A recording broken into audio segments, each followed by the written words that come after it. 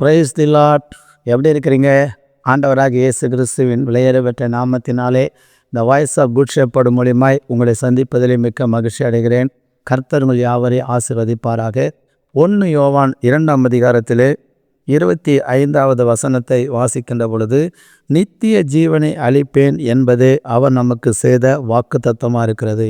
பிரியமானவர்களே, நம்மளை படைத்த ஆண்டவராகிய இயேசு கிறிஸ்து இந்த பூமியில் ஒரு குறிப்பிட்ட காலம்தான் நம்முடைய வாழ்வு. நம்ம வாழப்போகிறோம். 100 வருஷம் 200 வருஷம் யாரும் வாழ போகிறது கிடையாது. ஒரு குறிப்பிட்ட காலம். இதுக்கு அப்புறம் ஒரு வாழ்க்கை இருக்கிறது. அது நித்திய வாழ்க்கை. அதுதான் பரலோக வாழ்க்கை. இந்த பரலோக வாழ்க்கையை ஆண்டவராகிய இயேசு கிறிஸ்துவின் மூலமாகத்தான் ஒருவன் பரலோகத்துக்கு நித்திய ஜீவனை என்ன பண்ண முடியும்? அடைய முடியும். இல்லை என்று சொன்னால் வேறு எந்த வழியும் கிடையாது. இயேசு கிறிஸ்து அல்லாமல் ஒருத்தரும் பரலோகத்தை என்ன பண்ண முடியாது? போகவே முடியாது. நீ எவ்வளோ தானம் தர்மம் பண்ணலாம், என்ன ஒன்றாலும் பண்ணலாம், என்ன ஒரு எறும்புக்கு கூட பாவம் செய்யாமல் இருக்கிறான். பைபிள் சொல்லுது, சோத்திரம் சன்மார்க்கனையும் துன்மார்க்கனையும் கர்த்தர் நியாயம் தீர்ப்பார் என்ற வேதம் சொல்லுகிறது. ஆக இயேசு கிறிஸ்துவின் மூலமாகத்தான் ஒரு மனிதன் நித்திய ஜீவனுக்குள் பரலோகத்துக்குள் என்ன பண்ண வேண்டும்? போக முடியும். வேறு வழி கிடையவே கிடையாது. பிரியமானவர்களே, நம்முடைய வாழ்க்கையில் நித்திய ஜீவனை தேவன் சோத்திரம் இந்த பூமியில் யாருக்கு தருவார் என்று சொல்லி ஒரு சில காரியங்களை நம்ம பார்க்க போகிறோம். கர்த்தராகிய ஆண்டவர் நம்மளை ஆசீர்வதிப்பாராக. இந்த யோவான் எழுதின சுவிசேஷ புஸ்தகம் 5வது அதிகாரத்திலே 24வது வசனம் சொல்லுகிறது, என் வசனத்தை கேட்டு என்னை அனுப்பினவரை விசுவாசிக்கிறவனுக்கு நித்திய ஜீவன் உண்டு. பிரியமானவர்களே, வேதம் சொல்லுகிறது, என் வசனத்தை கேட்டு என்னை அனுப்பினவரை விசுவாசிக்கிறவனுக்கு என்ன உண்டு? நித்திய ஜீவன் உண்டு என்று சொல்லப்பட்டிருக்குது. அப்படியானால் கர்த்தரை விசுவாசிக்கிறவனுக்கு, கர்த்தரை ஏற்றுக்கொள்ளுகிறவர்களுக்கு, கர்த்தருடைய வழியில் நடக்கிறவர்களுக்கு வேதம் என்ன எழுதி மனுக்குலத்துக்கு கொடுத்திருக்கிறதோ அதை கை கொள்ளுகிறவர்களுக்கு நித்திய ஜீவனை இயேசு கிறிஸ்து என்ன பண்ணுவார்? நமக்கு அளிப்பார். அளித்து கர்த்தர் ஆசீர்வதிப்பாராக. 2வது ரோமருக்கு எழுதின புஸ்தகத்திலே 6வது அதிகாரத்திலே நீங்கள் 22, 23 வசனத்தை வாசிக்கின்ற பொழுது சோத்திரம் அங்கே சொல்லப்பட்டிருக்குது, இப்போது நீங்கள் பாவத்திலிருந்து விடுதலையாக்கப்பட்டு தேவனுக்கு அடிமை ஆனதினால் பரிசுத்தமாகுதல் உங்களுக்கு கிடைக்கும் பலன் முடிவோ நித்திய ஜீவன். 2வது பிரியமானவர்களே, இந்த உலகத்தில் பரிசுத்தவான்களுக்கு மாத்திரம்தான் ஆண்டவராக இயேசு கிறிஸ்து நித்திய ஜீவனை அவர் அளிக்க முடியும்.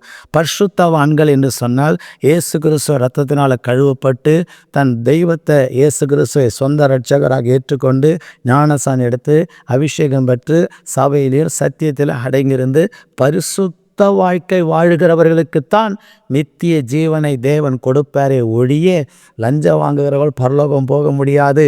அநியாயம் அக்கிரமம் பண்ணுகிறவர்கள் பரலோகம் போக முடியாது. சகோதரனுடைய சொத்தை ஏமாத்துகிறவங்க பரலோகம் போக முடியாது. அரசியல்வாதிகள் லஞ்சம் வாங்குற கொடுக்குற காண்ட்ராக்ட் காரியத்தில் தில்லுமுள்ள பண்ணுகிறவங்க யாரும் பரலோகத்துக்கு போக முடியாது. பரிசுத்தவான்களாக இருந்தால் மாத்திரமே பரலோகத்துக்கு போக முடியும். 3வதாக 2ஆம் அதிகாரம் ரோமர் 2ஆம் அதிகாரத்திலே 7வது வசனம் சொல்கிறது, அந்த வசனம் சோர்ந்து போகாமல் நற்கிரியைகளை செய்து மகிமையும் கனத்தையும் அழியாமை தேடுகளுக்கோ ஆண்டவர் நித்திய ஜீவனை ஆண்டவர் அளிப்பார். சோர்ந்து போகாமல் உங்கள் வாழ்க்கையில் நற்கிரியைகளை செய்ய வேண்டும்.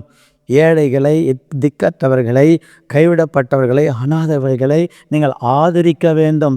அவளுக்கு உதவி செய்ய வேண்டும். அவளுக்கு அன்னவஸ்திரம் கொடுக்க வேண்டும். அவளை நீங்கள் ஆதரிக்கும் போது, அவளை விசாரிக்கின்ற பொழுது நீங்கள் சோர்ந்து போகாமல் நீங்கள் உங்கள் வாழ்க்கையில் நற்கிரிகளை செய்யும் போது தேவன் உங்களுக்கு நித்திய ஜீவனை ஆண்டவர் அளிப்பார்.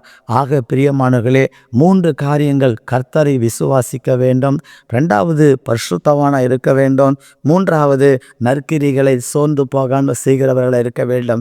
இவர்களுக்கு பரலோகம் நிச்சயம். ஆதலால் இந்த காரியங்களை செய்து பரலோகத்துக்கு சொந்தக்காரர்களாய் மாறுங்கள். தேவன் உங்களை ஆசீர்வதிப்பாராக. உங்களுக்காக நான் செபிக்கிறேன். பரிசுத்தமுள்ள நல்ல தேவனே, நாங்கள் நன்றியோடு கூட ஸ்தோத்தரிக்கிறோம். இந்த வேளையில் கூட யாருக்கு நித்திய ஜீவனை ஆண்டவர் கொடுப்பார் என்று சொல்லி 3 காரியங்களை தியானிக்கும்படி உதவி செய்தபடிக்காக ஸ்தோத்திரம் ஐயா. இன்றைக்கி உலகத்தில் அநேக மக்கள் நினைக்கிறாங்க, தன் இஷ்டத்துக்கும் பாவம் செஞ்சுட்டு கோயிலில் போய் ஏதாவது ஒரு உண்டியலில் காணிக்கை போட்டுட்டு வந்தால், 4 பேருக்கு அன்னதானம் பண்ணிட்டு வந்தால் அது நமக்கு புண்ணியமாக மாறும், நம்மளை பரலோகம் போகலான்னு நினைக்கிறவங்களுக்காக நான் செபிக்கிறையா. அது பாவம் தவறு என்று உணரும்படி, அதிலிருந்து மனம் திரும்பும்படி இயேசு கிறிஸ்து தாமே உதவி செய்யும்படி காட்சிவிக்கிறேன். தேவக்கரத்தில் ஒப்பு கொடுக்கிறேன். ஆசீர்வதியும், பெரிய காரியம் பலப்படுத்த வழி நடத்தும். துதி கன மகிமை எல்லாம் இயேசு கிறிஸ்துவதற்கு எடுக்கிறோம். ஆசீர்வதியும் இயேசுவின் நாமத்தில் கேட்கிறோம் பிதாவே. ஆமேன், ஆமேன், ஆமேன். God bless you. கர்த்தர் உங்களை ஆசீர்வதிப்பாராக. நித்திய ஜீவனுக்கு ஆயத்தப்படுங்கள், பிறரை ஆயத்தப்படுத்துங்கள். கர்த்தர் உங்களை ஆசீர்வதிப்பாராக. ஆமேன்.